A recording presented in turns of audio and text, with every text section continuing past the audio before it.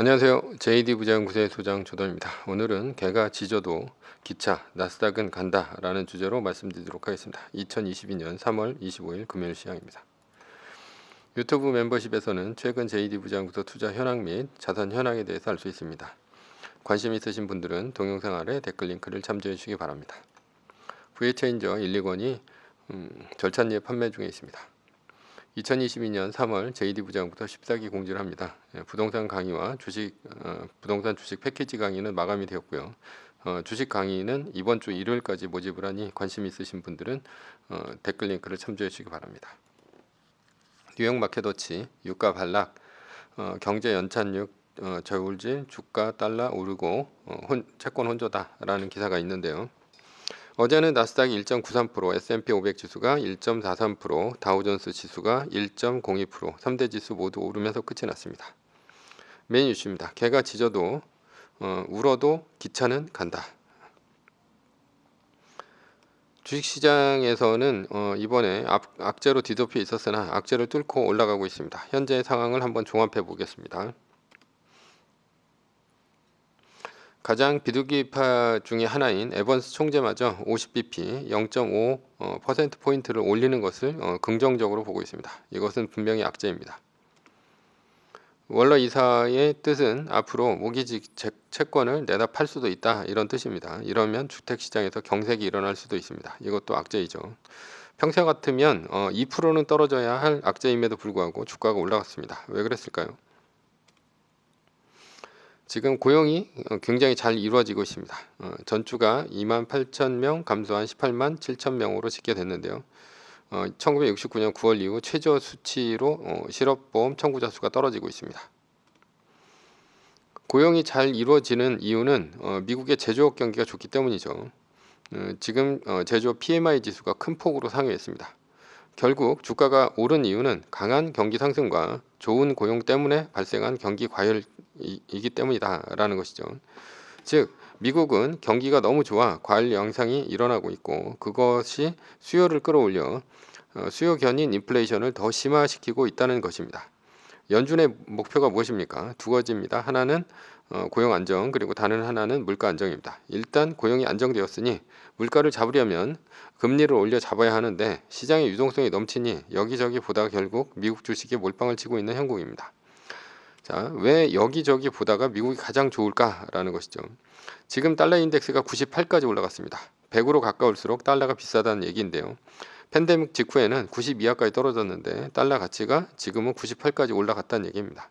왜 그랬을까라는 것이죠. 달러 인덱스를 구성하는 게 가장 큰 포지션이 유럽의 유로화입니다. 유럽의 경기가 개판이기 때문입니다. 왜 유럽의 경기가 개판이냐? 팬데믹이 끝나지 않았는데 러시아 우크라이나 전쟁 때문에 물가가 오르고 대러시아 가스 제재가 있을 수 있기 때문입니다. 대러시아 가스 제재가 된다면 유럽은 죽음입니다. 그래서 러시아 가스 제재는 이번 제재 대상에서 제외했습니다. 이것 때문에 유가가 떨어진 것입니다.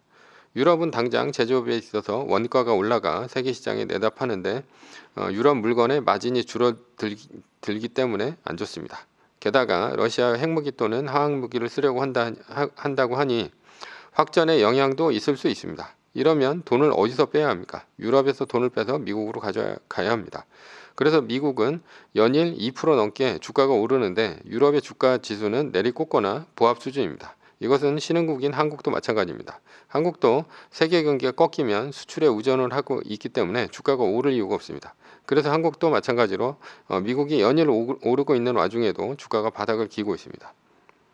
그렇다면 넘치는 유동성은 어디로 갈 것인가? 미국밖에 없습니다.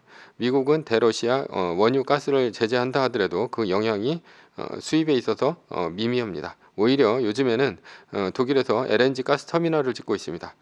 이유는 혹시나 러시아 제재로 인해서 노드스트림 가스 파이프라인이 막히면 미국이나 카타르에서 LNG 그러니까 액화 천연가스를 수입해야 하기 때문입니다.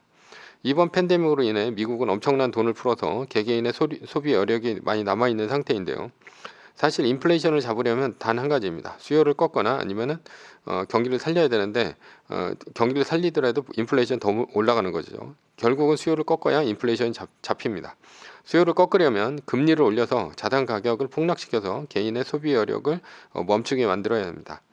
자산 가격을 폭락시키는 것을 경착륙, 자산 가치를 서서히 낮추는 것을 연착륙이라 하고 합니다.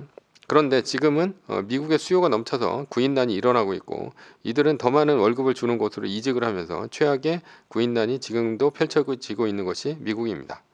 그래서 이렇게 PMI가 높고 실업률이 낮은 것입니다. 즉 미국의 풍부한 수요가 전쟁 팬데믹과 팬데믹으로 인한 공급난의 시너지를 일으켜서 무지막지한 인플레이션을 만들고 있는 중입니다. 그래서 1980년 이후 그러니까 40년 만에 최고의 인플레이션이 일어나고 있는 것이죠. 연준이 자신 있게 50bp를 올린다고 하는 것은 무엇 때문인가? 베이비 스텝이 25bp를 올리는 것인데요. 이게 아닌 빅스텝, 그러니까 50bp를 올린다 하더라도 경기가 서서히 꺾여서 소프트 랜딩, 그러니까 연착륙을 할 수 있다는 자신감 때문인 것 같습니다. 연준이 양적 긴축, 그러니까 채권을 내다 파는 것을 한다 하더라도 시장이 버티는 것은 글로벌 자금의 수요가 미국으로 몰려들 것으로 예상하기 때문입니다. 왜냐하면 유럽, 신흥국, 중국 어디에도 투자할 곳이 없어서 결국 미국으로 자금이 몰려들고 있기 때문에 연준이 국채를 내다 팔아도 미국채를 사줄 수요가 충분하다고 생각하고 있기 때문입니다. 결국 현재 미국 시장만 좋다는 얘기이고요. 2022년 3월 7일 나스닥 마이너스 3%가 떴습니다.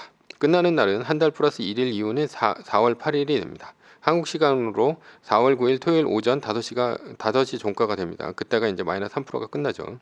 그러나 이번에 추가된 매뉴얼인 V자 반등 리밸런싱을 했다면 25%와 50%를 둘 다 적용을 했어도 현재는 애플 100%를 갖고 있어야 합니다.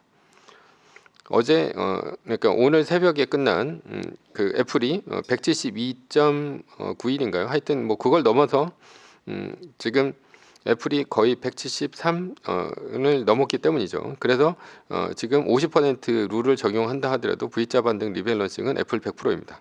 그렇다면 왜 25%, 50% 이 두 가지 버전이 존재했는가라는 것이죠.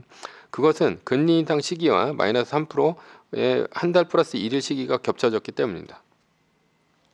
즉 2022년 3월 7일 마이너스 3% 발생했고요.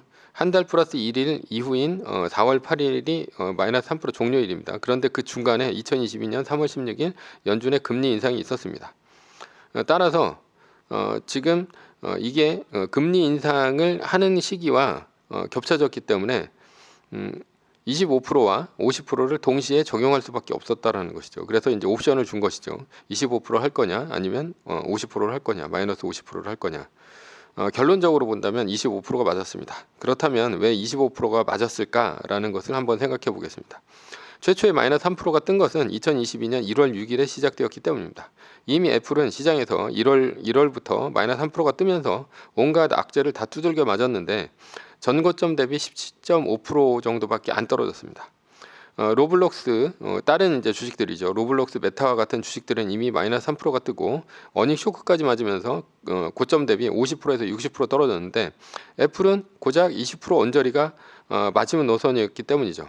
이미 모든 악재가 주가에 반영이 되어서 25% 이상 떨어지지 않고 버티는 것을 확인했는데 마이너스 3%가 이제 떴다고 해가지고 50%를 적용하는 것보다는 금리 인상 이후에는 마이너스 50%를 적용하는 것이 맞지만 금리 인상 이전에는 마이너스 25%를 적용하는 것이 맞다 이렇게 볼 수 있습니다. 따라서 금리 인상 전에는 무조건 마이너스 25%를 매뉴얼로 합니다. 물론 마이너스 3%가 끝나고 앞으로 또 마이너스 3%가 뜬다면 그때부터는 말뚝박기는 금리 인상 이후이기 때문에 무조건 50%로 갑니다. 마이너스 50%로 갑니다. 결론입니다. 개가 짖어도 기차는 나스닥 애플은 전고점을 향해 가고 있습니다. 금리 인상 전에는 무조건 마이너스 25% 말뚝박기를 합니다. 매뉴얼입니다. 세계 1등 주식은 전고점 대비 2.5% 떨어질 때마다 10%씩 팔면서 리밸런싱을 하다가 나스닥 마이너스 3%가 뜨면 말뚝을 박는 것입니다. 그러다 반등이 시작되면 V자 반등 리밸런싱을 하면 됩니다. 자세한 내용은 JD 부자연구소 다음 카페를 참조하시거나 동영상 밑에 리밸런싱 말뚝박기 댓글 링크를 참조하시기 바랍니다. 전제는 세계 1등 주식은 우상향합니다. 위의 상황은 매뉴얼일 뿐입니다. 따를 사람은 따르고 참고할 사람은 참고하시면 됩니다. 주식을 사고 파는 것에 대한 모든 책임과 이득은 본인에게 있습니다. 매뉴얼을 지키려면 머리를 쓰지 말고 머리를 쓰려면 매뉴얼을 지키지 맙시다. 오늘은 개가 짖어도 기차는 간다 라는 주제로 말씀드렸고요. 지금까지 JD 부자연구소의 소장 조던이었습니다. 컨텐츠가 좋았다면 구독, 좋아요, 알람 설정 부탁드립니다. 지금까지 들어주셔서 감사합니다.